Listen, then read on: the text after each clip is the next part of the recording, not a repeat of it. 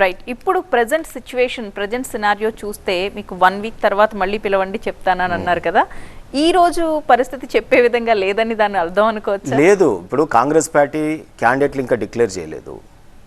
తర్వాత మా దాంట్లో డిక్లేర్ కొన్ని ఇంకొకటి రెండు ఇప్పుడు ఏదో మీరు డిస్టర్బెన్స్ అంటా ఉన్నారు మళ్ళీ తిరిగి. ఇవన్నీ జరిగిన తర్వాత మనం చెప్తే బాగుంటుంది. నేను జ్యోతిష్యుని కాదు కదా, యాక్చువల్ ఫ్యాక్ట్స్ చూసిన తర్వాత అందరు క్యాండిడేట్స్ని చూసిన తర్వాత బేరీ చేసుకొని అసెస్ చేసి చెప్పగలుగుతాం. సో అంతేగాని మనం ఈరోజు అన్సర్టెనిటీ ఉన్నప్పుడు మనం చెప్పడం అనేది అంటే నేను చెప్పలేను.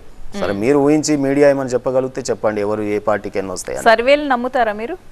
సర్వేలను అస్సలు నమ్మను. ఇప్పుడు అన్నీ కూడా ప్రైవేటు ఫ్యాషన్ అయిపోయింది.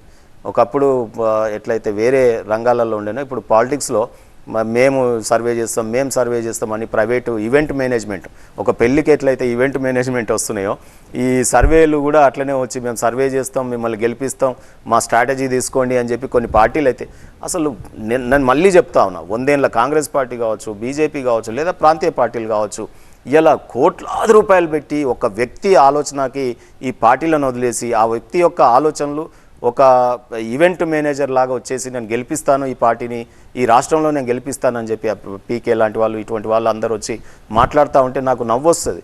As a goalkeeper, you are the last line of defense.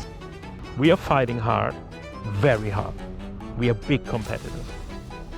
When you are going onto the field, you could have two different mindsets. One mindset is let's go and fight. One mindset is I'm supposed to win. Winning is easy, but losing, when you are losing, you show your real character. This and more, streaming on News 9+. Subscribe now. అసలు party ideology, పార్టీలోనే ఉన్నటువంటి వారు ఆ party కార్యవర్గాల యొక్క చర్చ జరిగి ఆ party యొక్క యూనిట్స్, ఆ కార్యకర్తలు, ఆ జిల్లా లేకపోతే కాన్స్టిట్యున్సీల వారిగా లేకపోతే స్టేట్ వారిగా ఆ నాయకులందరూ కూర్చొని గతంలో మంచి స్వాతంత్ర సమరయోధులు టోపీలు పెట్టుకొని తెల్లబట్టలు వేసుకొని నేల మీద కింద పరుపుల మీద కూర్చొని, సో వాళ్ళు ఎంత థింక్ ట్యాంక్స్ అండి ఈ దేశానికి స్వాతంత్రం తీసుకొచ్చినారు. ఈ దేశంలో పార్టీలు గెలిచినాయి, కొంత మేరకు అభివృద్ధి కూడా జరిగింది ఈ దేశం. సో అటువంటి సీన్స్ కనిపించట్లేదు మాకు.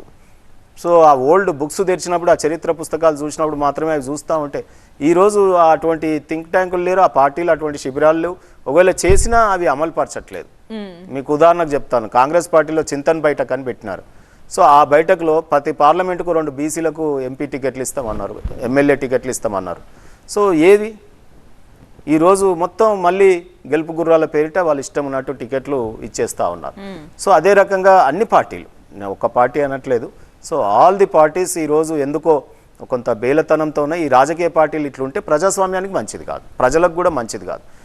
రాజకీయ పార్టీలలో ఉన్నటువంటి నిష్ణాతులందరూ కూడా జూనియర్సు, సీనియర్సు అందరూ కూర్చొని ఒక చర్చ చేయాలి. ప్రజలు ఏం సమస్యలు ఎదుర్కొంటా ఉన్నారు, దేశం ఏ సమస్యలు ఎదుర్కొంటుంది, రాష్ట్రాన్ని ఏం సమస్యలు ఎదుర్కొంటుంది, వాటి మీద సంపూర్ణమైన చర్చ చేసి ఈ రాజకీయ పార్టీలు పరిపాలనను అందించాలి. లెజిస్లేచర్ ఈజ్ మోర్, అంటే ఎంత పవర్ఫుల్ అండి లెజిస్లేచర్.